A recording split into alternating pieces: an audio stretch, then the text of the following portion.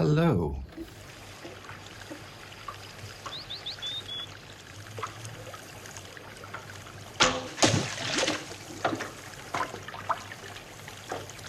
You know that I've been working on this, very, very slowly, making my way through the Modern Library's 100 Greatest English Written Novels of the 20th Century. It just rolls off the tongue these days. Today we get to number 42, Deliverance by James Dickey.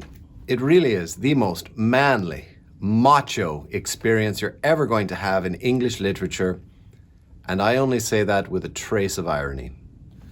Deliverance was published in 1970 by the extraordinarily famous and gifted poet of the 1960s, James Dickey. This was his first novel, and god damn did he ever just nail this one right out of the park. Deliverance is the story of Lewis, who is a real caveman, macho kind of a guy, and he is organizing this canoe trip on this, very wild wilderness river in somewhere in the backwoods of Georgia.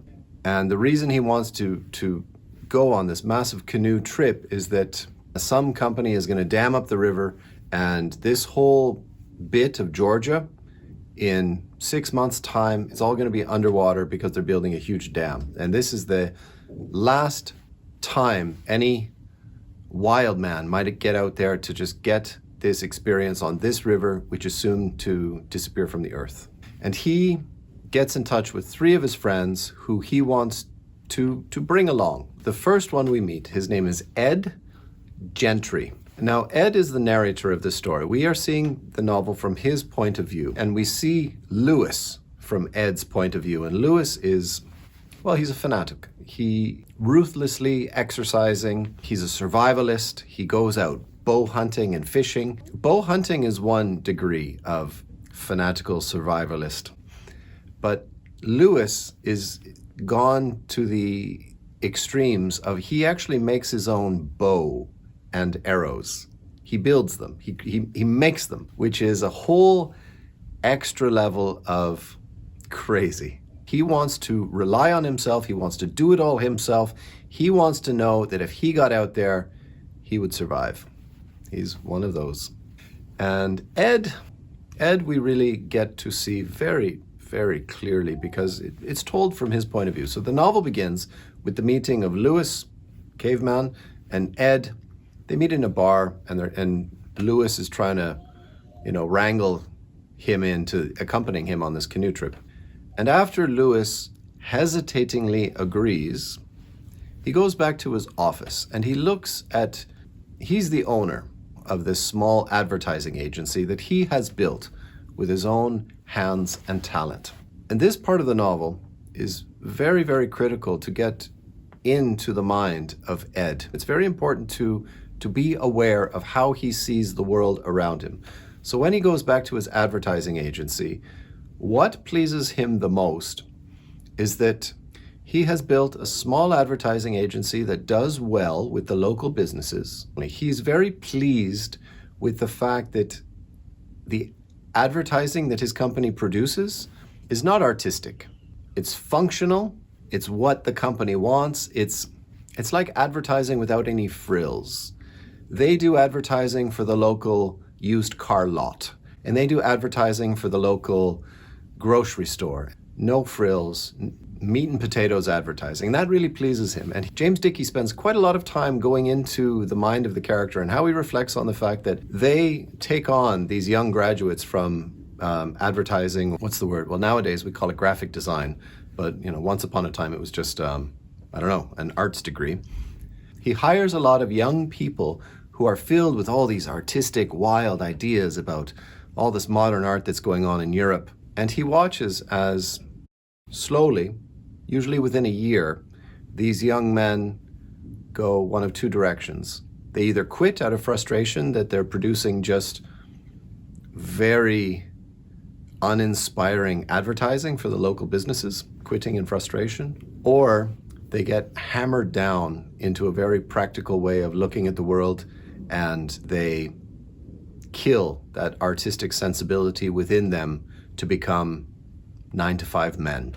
And this pleases him. This pleases him quite surprisingly a lot, that he's very happy with this mediocre advertising agency that is doing a good business. That speaks a lot about this character, I do believe.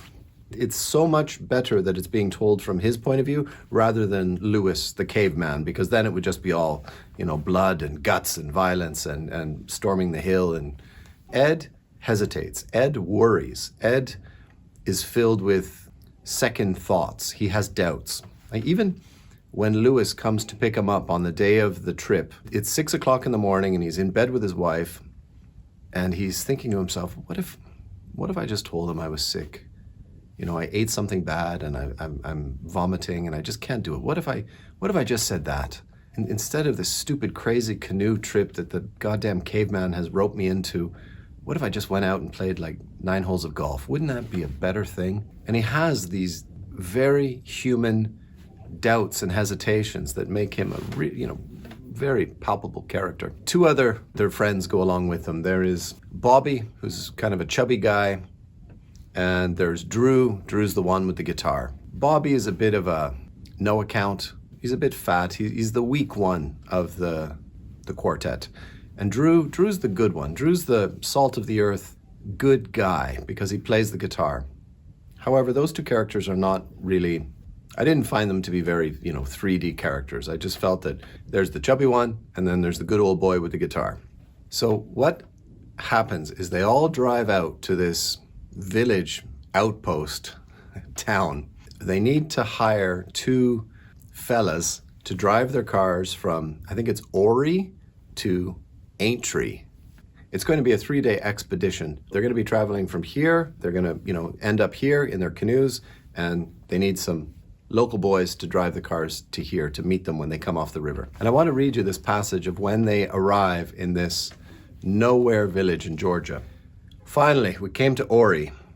It was evidently the county seat, for it had a little whitewashed building it called the town hall. The jail was part of it, and an old-fashioned fire engine was parked at one side. We went to a Texaco station and asked if there was anybody who'd like to make some money. When Lewis killed the engine, the air came alive and shook with insects. Even in the center of town, an in and out responding silence of noise.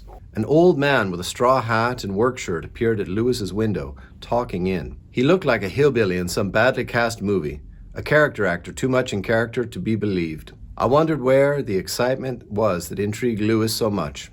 Everything in Ori was sleepy and hookwormy and ugly.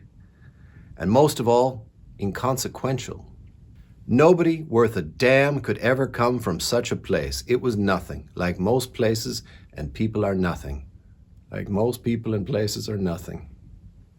God damn. There's quite a lot of that. Is it hatred or fear of the countryside and the country people and those people who live outside of the city? Like that is one of the great premises of this book, is the difference between the city and those country folks. They get on the river. James Dickey just absolutely comes alive with the description of 2 men in a canoe following 2 other men in their canoe, trying their best with their cityfied ways to get through this river, and how much they underestimated it, how much they didn't realize how they would have to struggle with this river experience and how out of their depths they are, except for Lewis. Lewis, he's a wild man. He can manage it, but because he's paired up with his, the other guy in the boat, he struggles. People talk a lot, those high school English teachers, about man versus nature, but Dickey devoted this whole novel to exploring this theme of man versus nature and how nature will kill us in any one of hundreds of ways. Nature will destroy us. Like, we haven't got a chance to compete with nature. It's too violent, it's too wild in ways that we cannot even comprehend because we're not there. Even if you went to make a life of it for yourself. And there's a scene in the book where Lewis is talking to Ed about how he went fishing one time with a character, and this character got lost in the woods, and how he met a countryman on the mountain, a mountain man, and he'd lost his friend, and it was getting dark, and he was quite worried, and he's befriended this mountain man. He said, I'm worried about my friend. I think he's going to die out there. And the mountain man said to his son, he said, boy, you go out there and you find that fella. And the boy got up with a shotgun and his dog, and a few hours later, he came back with his friend. And how much Lewis admires this mountain man, because he has the skill, and he knows nature, and he knows the mountain. But Ed, our narrator, dismisses it. He's saying, well, it's stupid though. It's horrible to live on that fucking mountain. Live in the city with proper people. Like, we don't need to be out there anymore, Lewis. It's not our world anymore. Once upon a time when we were savages, yes, but we've moved beyond that. And there is a very distinct clash of personalities between Lewis, who admires that savage, combatant human instinct, and Ed, who's very cityfied. He's happy in Georgia. If you have not seen the film or read the book, you have to stop watching the video right now. People talk about spoilers, but watch the film. It's fantastic. It's wonderful. It will take you back to a better time in cinema filmmaking. Read the book, but you must stop watching the video now if you don't know what comes next in the story, because what comes next, you need to already know. Are they gone? Are we alone now? That infamous scene, that is not like the river scene where James Dickey really goes for the poetic description. That attack, the murderous hillbilly scene, that takes just a couple of pages. He deals with that very quickly and briefly. Like, that all happens in a short amount of space, thankfully. He doesn't go for the gruesome. He doesn't want to drag it out with pages full of blood and horror and agony. He just deals with that quite summarily. It's written from the point of view of Ed, and Ed is tied by his belt by the neck to a tree. What they don't capture in the film is that he is fighting to get oxygen. They've tied him so tightly by the neck to the tree that he's desperate to get air into his lungs. And he sees what happens to Bobby out of the corner of his eye over there. He does see it though. But he's fighting for his own life at that point, which is all to the good, because you don't want to. It's bad writing when you just, glorify in the horror of the scene. We have the repercussions of that, and they dispose of the one redneck's body. They bury him. And, they have this argument about, well, what are we doing here? We need to take this dead countryman, we need to bring him to the law and explain what happened. And Lewis says, no, we can't do that. I mean, all these people are related here. Like, we're going to go to jail for this. We killed a man here. They have this argument, and this is where Drew's character really, he's the voice of reason. He says, look, we can't do that. We've got, this is a question of the law here. We can't just bury this man. They vote on it, and Drew, the voice of reason, is outvoted. And they decide to bury the hillbilly and continue and just get out of the river, get out of this goddamn nowhere zone as quickly as possible. Then the next day, they're sniped at from the top of the gorge, which leads to really the most thrilling part of the book. It's not the attack, and it's Ed has to climb this ridge in the darkness mostly by feeling alone.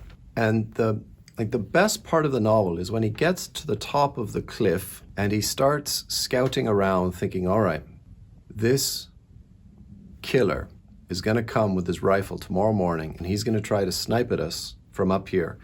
And I need to get into his mind to try to imagine where he's going to set up. And then I need to set up with a bow and arrow so that I can kill him. I've never read anything better about like hunting or stalking or preparing to hunt than this novel, because it is the thought process that he has to get into, and then he realizes, well, okay, this is our best chance.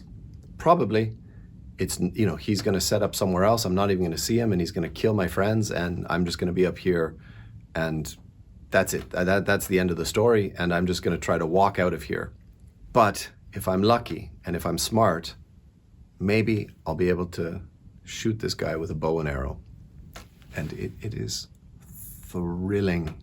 All right, now, of course, all the people that don't know the novel, they've already left, so I can just continue along. I don't want to give it all away, but before he makes the climb up the cliff, Lewis is there with a broken thigh bone, which is deadly, by the way. Ed is going to climb this cliff, and he's going to try to murder the hillbilly so they can escape the gorge and the river and, you know, this backwoods of Georgia completely. And he tells Bobby, he said, Bobby, don't sleep tonight. The moment you start to see the horizon turning purple, the very first instances of the rising sun, you get in that boat and you get down the river, because that's the only chance you have. Like if I don't kill that guy up there and you start paddling out of here in the daylight, you're dead. All right, he's gonna snipe you and you're finished. So make sure you don't sleep and you get on that river even before first light, like the first inklings of light. He goes up, kills the redneck, just the most thrilling, exciting writing you've ever read. But then he's standing up there and he's got the redneck's rifle in his hands and he's looking down and he sees Bobby. Bobby got a late start and now Bobby's coming down, paddling by himself because he's got Lewis stretched out in the back with his broken thigh and he's got the gun and he's thinking to himself, God damn you, Bobby. I told you to get out there on the river early. It's full daylight here. Like if I were the redneck and I had the gun, and I do have the gun, man, I could shoot you a dozen times. And he gets that feeling like, I should just do it just to teach this idiot a lesson. And he throws the gun down, you know, because he's worried that he might. And that I loved. That was the best part of the book for me. That, you know, you told someone to do something, you told them it was life or death, and they fucked it up. And now you have the power of judgment in your hands and you could wield it. But of course, you know, you give in to your better urges and you throw it down.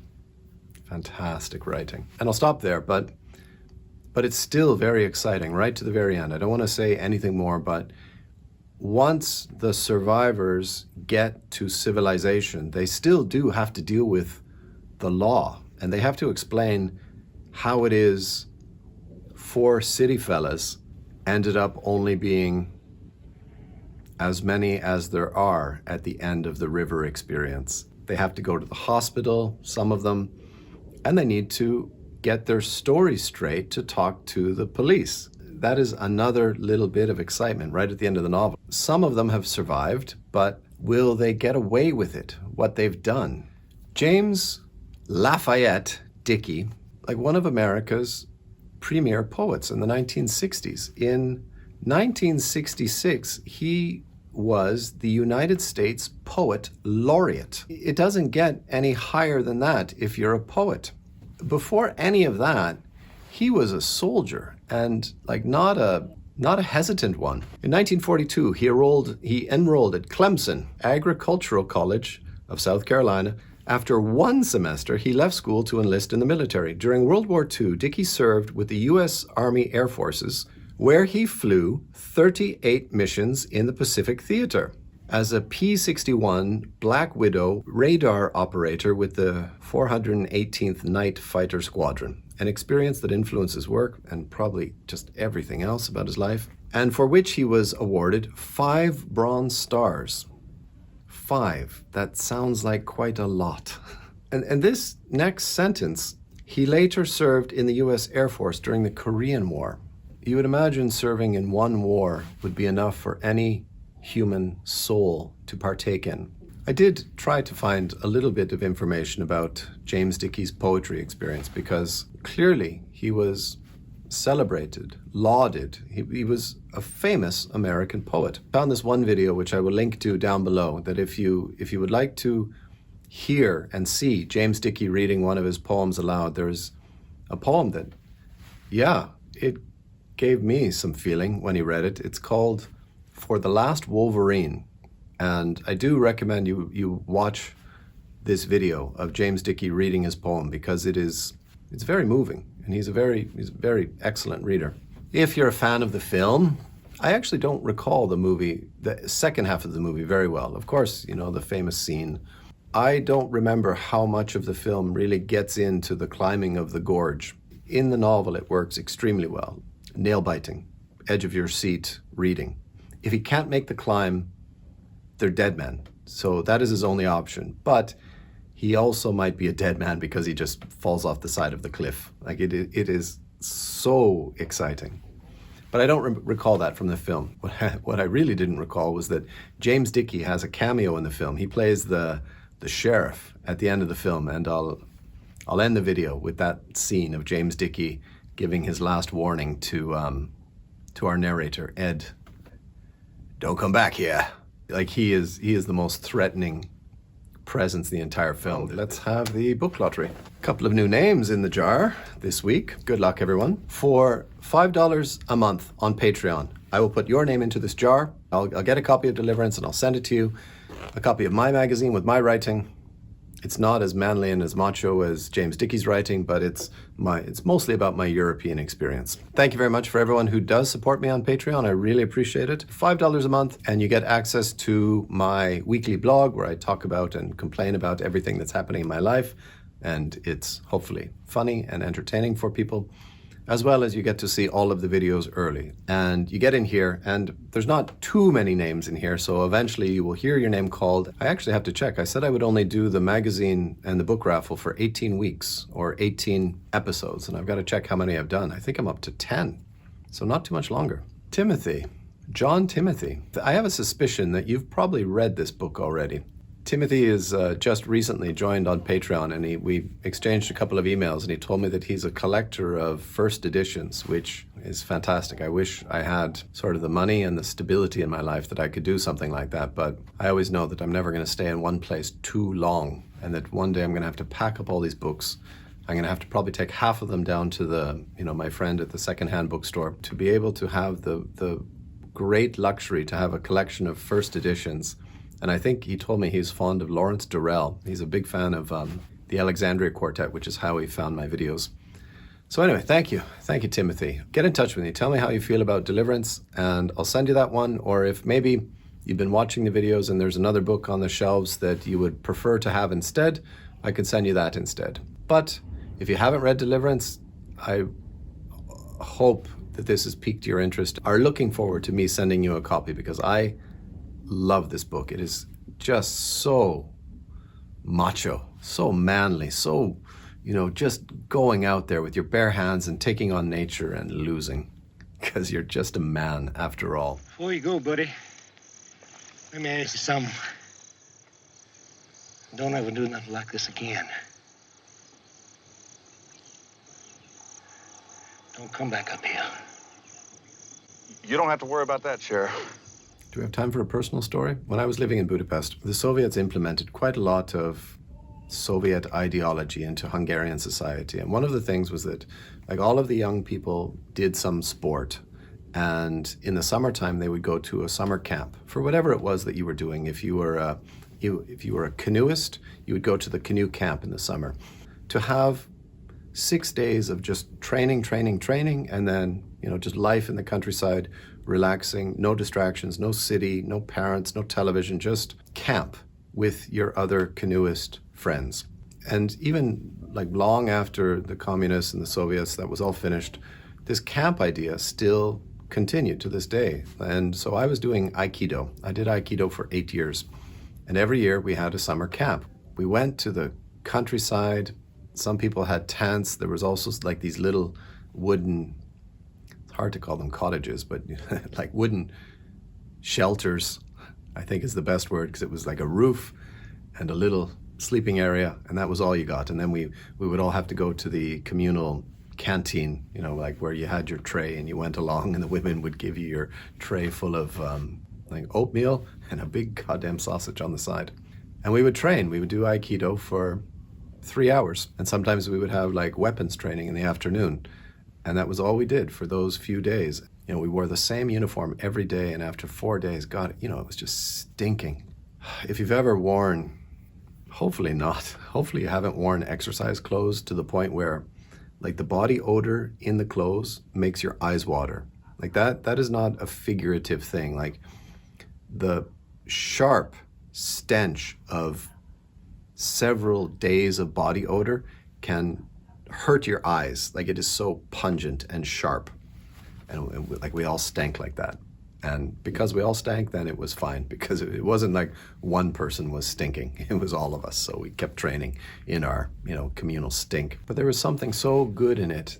We went out there, we left the city, we got away from it. We escaped from the metro and the telephones, and we escaped from the television and the internet. We just went out there to exercise and to be like more simple human beings. It was wonderful. I loved it. I missed it. And I also had those hesitations, like the main character in this novel, that, well, what if I just didn't go? Like, I've already paid for it, so they get the money. What a goddamn hassle to go out there and, dirty every day. And, of course we have a shower, but then that's also bad. You wake up in the morning and you have a shower, and then you put on this disgusting uniform. Like, it's so thick with sweat and grime. It's almost like crunching as you put it on your body. You tie up your belt and you go out there to fight. But getting to that really basic level of humanity, like the stink and now we fight attitude, it really, God, it made me feel good. When I grew up as a boy, the word macho was negative, derivative. Oh, macho, you fucking macho guy over there. Look at him, he thinks he's so macho. Like, it was really a pejorative word to call someone. Someone was macho. It was ugly. And then when I went to Europe and I started training in the martial arts, in Aikido, the way that Aikido training works, you can hurt the other people, but then when it's your turn, you can hurt them as well. So you don't hurt each other. But sometimes you'll get someone, like a Canadian person, and he doesn't want to hurt people too badly because that's not very Canadian. But then those people are hurting you, and you need to give it back to them. Like, if that guy throws you on the ground really hard and then you just very lightly throw them on the ground, that's wrong. If he throws you hard, you throw that idiot hard. Boom. There you go. I give it back to you, because if he twists your arm, you twist his arm to say, all right, next time be careful, all right? Or I'm going to twist it. I can twist it just as well as you. I can throw you to the ground just as hard and as fast as you throw me. So be careful. Know that I can do it. And when you get that look in your eye where you tell them, I can hurt you. There's nothing wrong with that. There's nothing wrong with that, because there's so many fucking idiots in the city that you need to show them that, so that they don't think that they're going to come and play with you. Some stupid asshole on the bus is going to start, causing some trouble with you just because they think it's funny, because they look at you and they say, yeah, that's a pussy. I'll play with this guy because he's not going to do anything. But when you get that look and you show it to them,